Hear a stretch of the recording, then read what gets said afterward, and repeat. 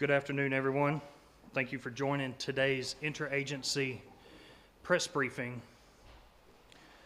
to receive recovery updates on the Norfolk Southern train derailment. My name is Craig Browning, and I'm an External Affairs Officer assigned to this event. The speakers today, U.S. EPA Region 5 Administrator Debra, followed by Ohio Department of Public Safety Director Andy Wilson, FEMA Region 5 Administrator Thomas Sivak, and CDC ATSDR Team Lead Jill Shugart. Also on hand for questions, we have Ohio Department of Health Chief of Staff Miranda Williams, Federal Railroad Administration Public Information Specialist Corey Gattie, and East Palestine Mayor Trent Conaway. Additionally, East Palestine Fire Chief Keith Drabick. After their remarks, we will open the floor for about 15 minutes for questions. I do ask that whenever you do ask questions, you speak loudly and also state your name and your station affiliate. Also, keep our ASL interpreter in your shop, please. And with that, I'll turn it over to Region 5 Administrator Debra. Thank you, Craig, and good afternoon, everyone. I want to thank FEMA for finding a location, getting us all out of the rain today. I'm Debra, the Region 5 Regional Administrator for U.S. Environmental Protection Agency, and I want to start off, as I did yesterday, by sharing a few operational updates regarding our response efforts here in East Palestine. EPA has conducted 578 home re-entry screenings so far and continues air monitoring at 15 stations within the community. I continue to be pleased that there have been no exceedances for residential air quality standards, and outdoor air quality remains normal. I want to remind the community that EPA is continuing to offer the air screening service to any resident within the evacuation zone who wants a screening. For those interested, EPA recently set up a new information hotline. It's posted on EPA's website, and the number is 866-361-0526. Members of the community can call this dedicated phone line to be directed to various services, including the opportunity to begin the intake process for scheduling cleaning services. And something I'm very excited about, tomorrow Administrator Michael Regan will be on the ground in East Palestine for the third time. He, along with other federal partners, will participate in the grand opening of our new Community Welcome Center at 25 North Market Street. We're setting this place up as a location where members of the greater East Palestine community can drop in to meet with staff from EPA and other agencies and learn about services available to support the community. And we'll share more details tomorrow.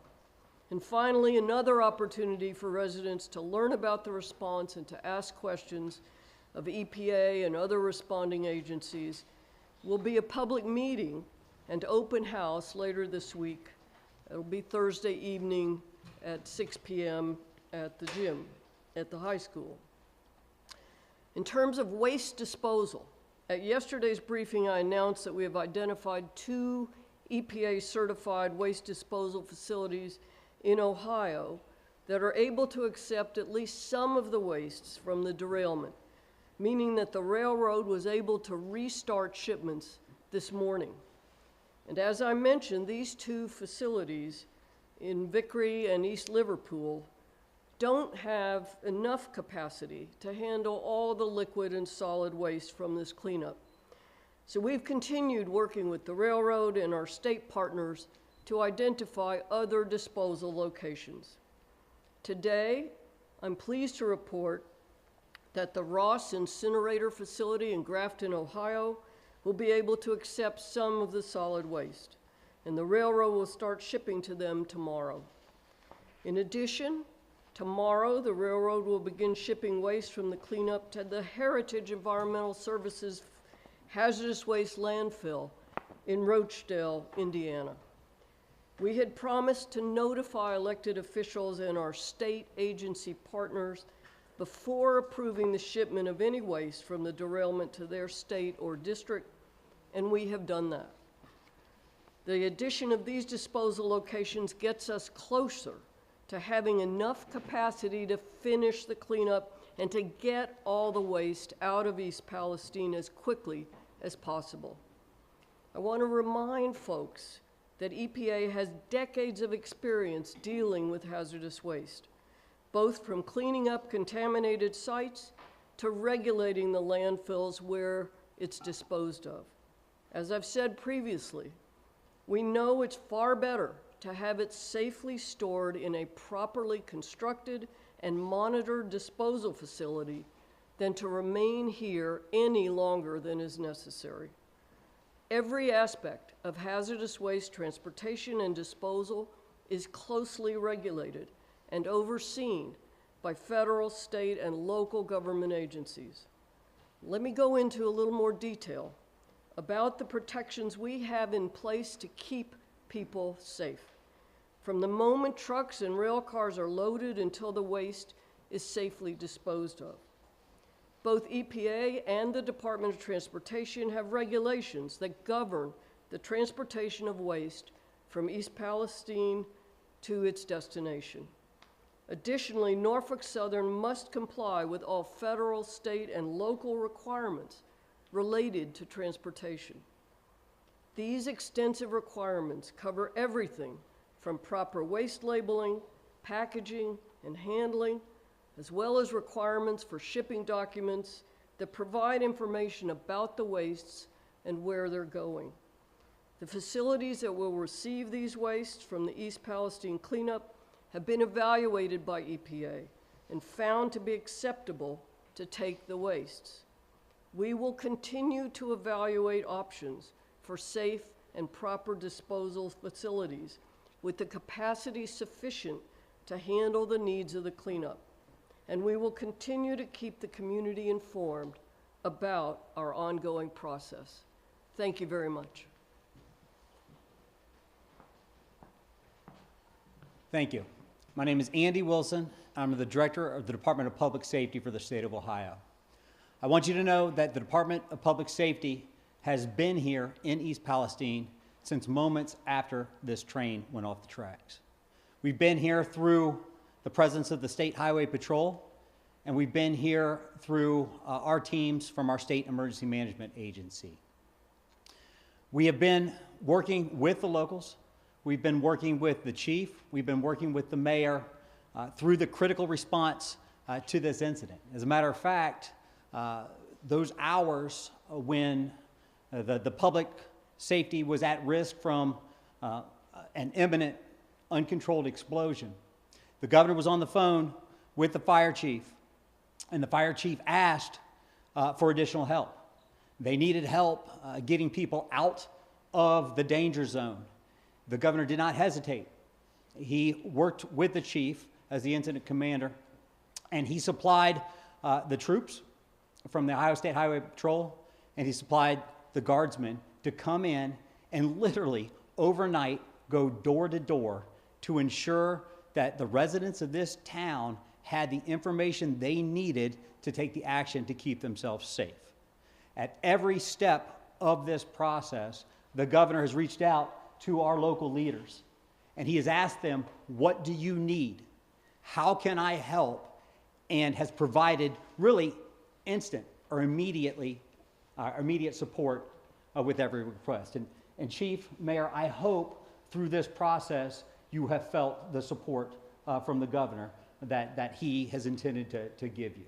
He was here on the ground while this emergency was still unfolding, talking to the chief, talking to the mayor, going through the assessment process with them, and providing them with hopefully every resource you needed.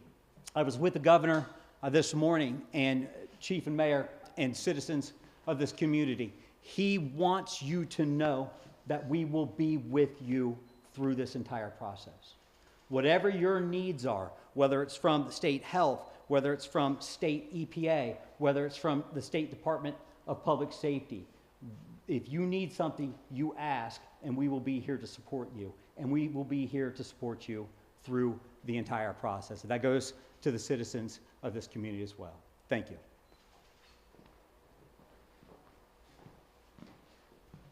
Thank you, Director. My name is Tom Sivak. I'm the Regional Administrator for FEMA Region 5. I'm going to provide a few updates for today.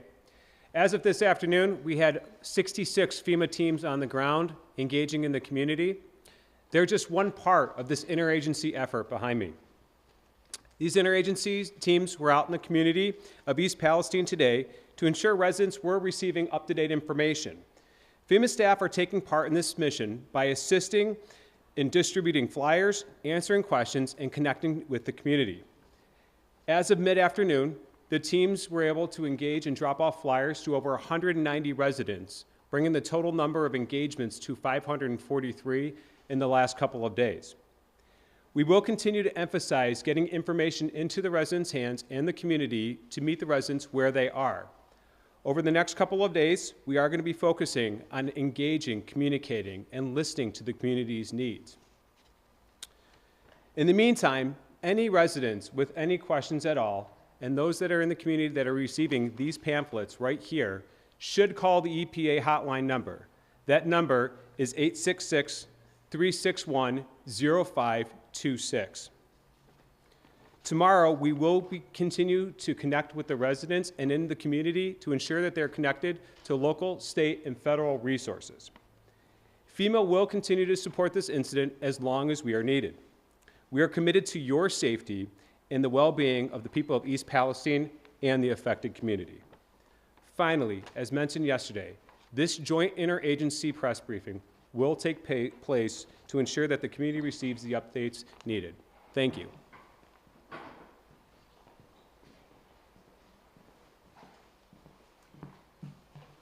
Good afternoon, everyone. My name is Captain Jill Shugart, and I am currently serving as the team lead for the CDC ATSDR East Palestine team.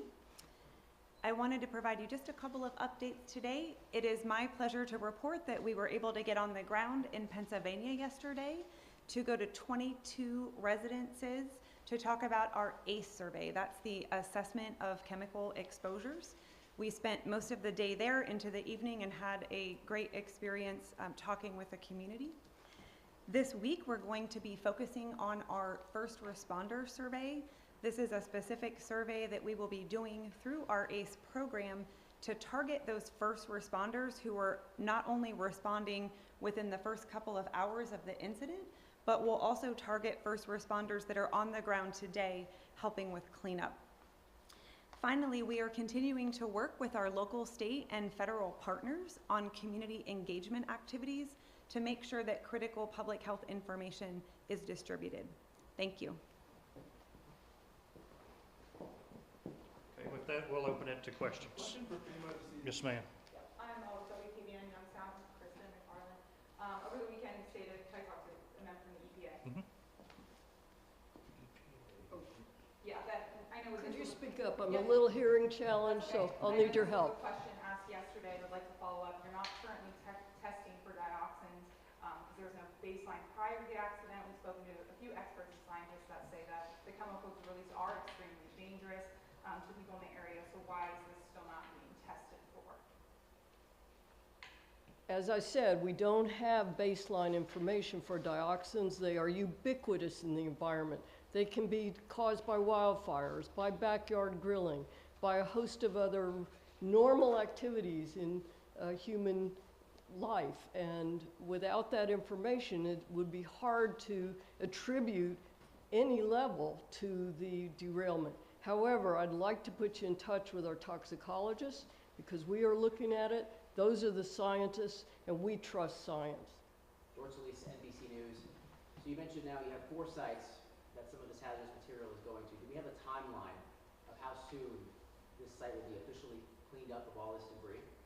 No, I don't. The railroad is working on a work plan right now. I believe we sent a directive to Norfolk Southern to begin lifting the tracks as soon as possible. I don't know whether the rain today will push that back just a little bit, but I think you will see it within a week that they have begun that work. We heard that there were 5 trucks that were sent back from Michigan, truckloads of hazardous material. Has that already been dispersed to the 2 sites in Ohio, or is that still in process? I know they began shipping some today. I don't know whether it included those 5 trucks. I'd be happy to find out for you. And then just a quick question for the CDC. Have any first responders actually been participating in this survey? Have any of them reported any illnesses at this point as associated with working at the derailment site? We are just now starting to work with our local, state, and federal partners to get a list of which responders were at the event, and then we will be going through the ACE process to ask them a series of questions about any potential exposures. Next question, yes, sir. Stephen Gold with Fox News. This is for FEMA or the CDC. There have been some residents who say they can't talk to their primary care providers and get the tests they need to test for certain things in their blood. Where could they go to get those testing codes, or where can they go to find out how they get those tests? So if anyone is experiencing symptoms, if they are not able to go to their doctor, they can certainly schedule an appointment at the health assessment clinic that's being offered here in town. They can also contact the Poison Control Center to talk about their symptoms and get advice. If they go to the health assessment center in town, can someone there refer them to get a test somewhere? There are medical providers on site, and they can certainly provide them consultation. I'm not sure if the Department of Health has anything further to add. Hi, Miranda Williams, Chief of Staff, Ohio Department of Health. So yeah, at the health assessment clinic, there are nurses on hand to take vitals. Residents can fill out an after chemical exposure assessment survey, so we can have some data based on what they've experienced and also track that. And every visitor to the clinic has also been seen by a physician who will provide an individualized assessment and medical evaluation, and if necessary, connect them with a doctor who can follow up with them long-term to consider things like you're asking. Sydney Canty, 21 WSNJ News. I'm wondering about this meeting that's supposed to be happening on Thursday. Are residents going to be getting answers to questions about health concerns, or is there going to be more information given about the air, water, and soil testing? Well, I know we'll have our on-scene coordinators there to demonstrate the air monitors that have been placed around the community and brought into homes and can answer questions about air monitoring. I defer to our health partners as to whether they can answer questions about personal health. Yes, sir. Bob Fenner, WEWS in Cleveland. For some of these facilities where some of this waste is being brought to, what is the protocol? Are those city leaders kind of given a notice this stuff is going to come into your community? Is there a requirement for that, or to notify residents or anything like that? We will not be notifying for every single shipment. That's going to be too many, but we are working with local officials and the state agencies. I've talked to the directors of both Ohio and Indiana today. There are protocols in place for creating manifests when the trucks or tankers leave the site, and then checking those manifests when they arrive, and characterizing the liquid and solid waste in the trucks and rail cars. But, you know, there are trucks arriving every day at these facilities from a wide range of sources. Some of our Superfund sites, private waste, chemical manufacturers, a whole range of sources of hazardous waste. That's why we have these permitted and verified landfills and incinerators. Ms. Shore, while you're up there, what's the setup of the meeting going to be like? Is it going to be like a town hall, or is it going to be more like the little stations from the last meeting? And also, do you know if Norfolk Southern is going to be there? What was the second part of your question? Do you know if Norfolk Southern is going to be there at the meeting? Oh. And what's the setup going to be? I don't know. Okay. I believe that each agency will have a table or a area to for people to stop by and receive information, but I'm not entirely sure. But each agency is going to have representatives there and have information for the community and seek to answer their questions. Just a real quick question for the mayor or the fire chief. 3 weeks post the derailment, you still have residents who are telling us they don't trust what's being told by officials. They're still skeptical of their water, be it municipal or well water. What do you tell your community who still has so many questions and doubts about the long-term impact of this derailment? As I've said before, we're working to get those answers to them. We only can trust the subject matter experts. We have to rely on our federal and state agencies to give us that information, and what we're getting from them says everything is good. I know there's definitely questions about the rashes and the illnesses. So we're working with the federal agency, EPA, Department of Health to try to get those answers for our community. So I know it's still ongoing, but I think there's a lot of unanswered questions, and I know our residents are getting frustrated, but we're working as fast as we can to get them the answers. Are you satisfied with the response so far? Am I satisfied with what? The response so far, the information that you've been getting? Yes and no. I really think they're working as hard as they can. I do question, the people getting rashes and stuff like that, what is causing it. They are saying everything's safe, and we're taking them at their word, but we need to get to the bottom of what's happening. Yes, ma'am. Karen Simonek, 21WFMJ in Youngstown. Just to clarify, this Heritage Thermal Services, is that the company out of East Liverpool, or is this the company I know you mentioned, Indianapolis?